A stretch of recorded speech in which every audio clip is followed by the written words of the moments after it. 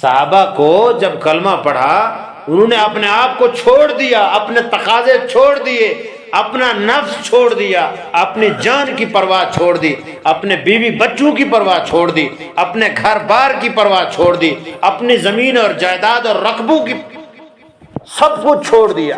جب حکم آیا چل پڑے، ہجرت کا حکم آیا، مکہ چھوڑو مدینے جاؤ، صحابہ جا رہے ہیں، پیچھے بچے چھوڑ کے جا رہے ہیں، کئی ہیں جو بچے نہیں لے جا سکے، رقبے چھوڑ کے جا رہے ہیں، اپنی باغات چھوڑ کے جا رہے ہیں۔ کہاں جا رہے ہو؟ تمہارا گھر ہے، تمہارے رقبے ہیں، تمہاری جائیداد ہے، تمہارے بچے ہیں۔ اور میں نہیں، اللہ کا امر آ گیا ہے، اللہ کے حکم کے سامنے یہ کچھ بھی نہیں ہے، یہ کچھ بھی نہیں ہے۔ انہوں نے چھوڑ دیا۔ جہاد کا حکم آیا، سفر کا حکم آیا، حضور علیہ الصلوۃ والسلام کے ساتھ روانہ ہو گئے۔ انہوں نے یہ نہیں دیکھا کہ میں جا رہا ہوں میرے پیچھے بچے ہیں، میں جا رہا ہوں میرا گھر ہے، میں جا رہا ہوں میرے باغ کو پانی کون لگائے گا، میں جا رہا ہوں میرے باغ کا پھل تیار ہے یہ اتارے گا کون، میں جا رہا ہوں میرے باغ کا نظام کون سنبھالے گا، میرے گھر میں راشن پانی کا نظام، کچھ بھی نہیں سوچتے تھے۔ جو دل میں آیا اللہ کے امر کے بعد بس روانہ ہو گئے۔ اندھے چلتے تھے صحابہ، نہیں سوچتے تھے کیا ہو رہا ہے، اس کا انجام کیا ہوگا، کوئی پرواہ نہیں، جو ہوتا ہے ہو جائے، اللہ کا حکم ہے۔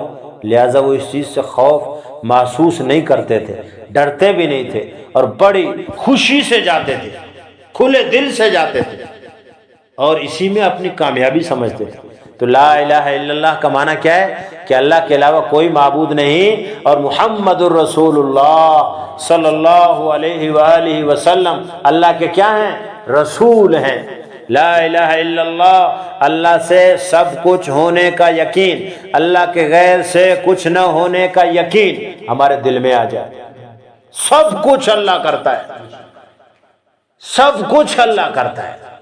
یہ بات منہ سے کہنا آسان ہے، حقیقت میں آپ کو کوئی بولے بابا آپ کا دکان، آپ کو روزی دکان سے نہیں مل رہی، آپ کو روزی اللہ دے رہا ہے، آپ کو روزی دینے والا دکان نہیں ہے، اللہ ہے، آپ کے دماغ میں یہ بات نہیں آئے گی۔ اب کیسے ہو سکتا ہے؟ جب تک کرو گے نہیں، حرکت نہیں کرو گے، اسباب نہیں اختیار کرو گے، کیسے؟ بابا اسباب کے بغیر بھی خدا روزی دیتا ہے۔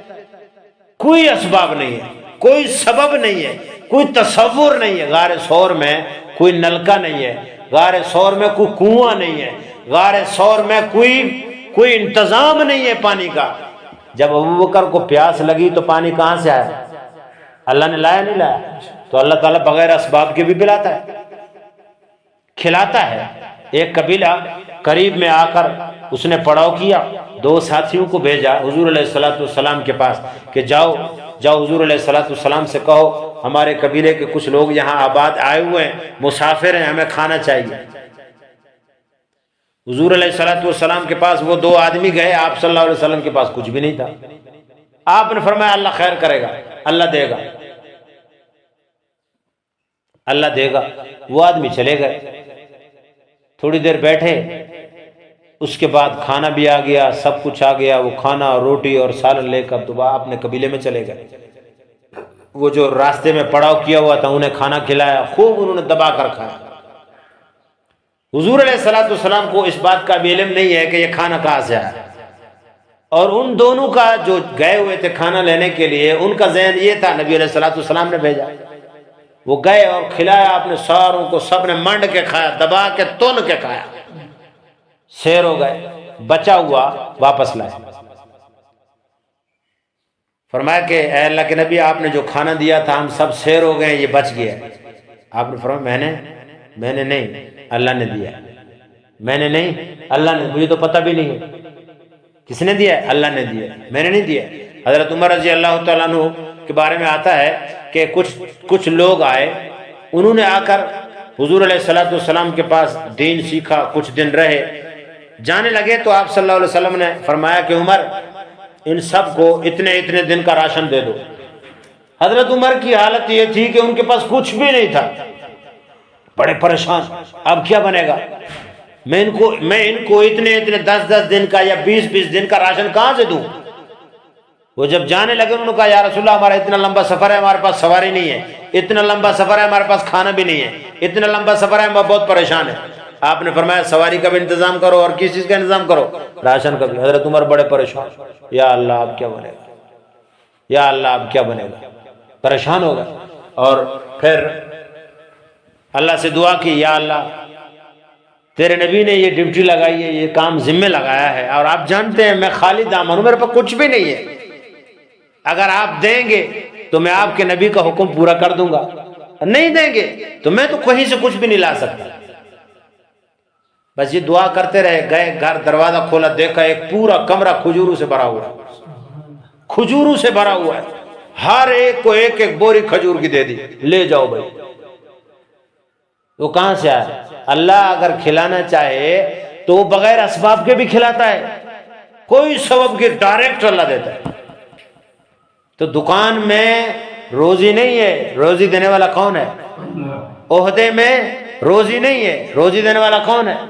ہمارا یقین دکان پر، مکان پر، اور ہمارا یقین مال پر، عہدے پر ہے۔ اللہ کی چاہت یہ ہے کہ یہ لوگ مال پر نہیں، اعمال پر یقین رکھیں۔ کس پر یقین رکھیں؟ صحابی کو کچھ ضرورت ہے، اللہ اکبر 2 رکعت نماز پڑھ کے اللہ سے اپنی حاجت مانگ لی، اللہ تعالیٰ نے وہ حاجت پوری کر دی۔ یہ مال کی طرف گیا یا اعمال کی طرف آیا؟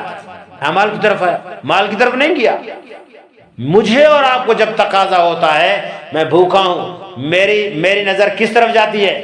پیسے پر، کاش پیسے ہوتے میں روٹی کھا لیتا۔ بندہ بیمار ہو گیا، صحابہ کے دور میں مصلی بچھایا، اللہ اکبر کی، 2 رکعت نماز پڑھی، اللہ سے شفا مانگی اور شفا مل گئی۔ وہ اس کی نظر کہاں گئی؟ اعمال پر، اور ہماری نظر مال پر۔ پیسے ہوتے ہم ڈاکٹر کے پاس سے دوائی لے لیتے۔ تو ہماری اور ان کے میں کتنا بڑا فرق ہے کہ ہماری نظر مال پر ہے، کہ ہمارے سارے کام مال سے سیدھے ہوں گے، مال ہوگا روزی کھائیں گے، مال ہوگا سردی گرمی کے کپڑے لے لیں گے، مال ہوگا ہم جناب یہ ہے کہ عزت مل جائے گی، مال ہوگا ہماری حفاظت ہو جائے گی، مال ہوگا ہم دوائی لے لیں گے، مال سے ہمارا شفا مل جائے گا، مال سے ہمارا مریض ٹھیک ہو جائے گا، مال سے میرا سفر ہو جائے گا، مال سے میرا یہ خواہش پوری ہو جائے گی، مال سے میرا گھر بن جائے گا، مال سے میرے تعلقات بڑھ جائیں گے، مال سے میرے مسئلے حل ہو جائیں گے۔ ہمارا ذہن یہ ہے، لیکن اللہ چاہتا یہ ہے کہ مال پر نہیں، نماز پڑھو مسئلہ حل، نماز پڑھو روزی مل جائے گی، نماز پڑھو میری طرف متوجہ ہو جاؤ، اعمال میں لگ جاؤ، میں تمہارے مسئلے حل کروں گا۔ تو ہمیں کس کی طرف آنا چاہیے؟ اعمال کی طرف۔ کس کی طرف؟ اعمال کی طرف۔ لا الہ الا اللہ سب سے پہلا جملہ کیا ہے؟ کہ اللہ پر یقین کرو کہ سب کچھ اللہ کرتا ہے، سب کچھ اللہ کرتا ہے، سب کو اللہ دیتا ہے، سب کو اللہ کھلاتا ہے، سب کی پریشانیاں اللہ دور کرتا ہے، سب کو خوشیاں اللہ دیتا ہے، کسی کو بیمار ہے تو اس کو شفا اللہ دیتا ہے، سب کے جائز حاجات اللہ پورا کرتا ہے، سب کے سب کو اولاد دینے والا اللہ ہے۔ یہ سارے نظام اللہ کے ہاتھ میں، مخلوق سے کچھ نہیں ہوتا۔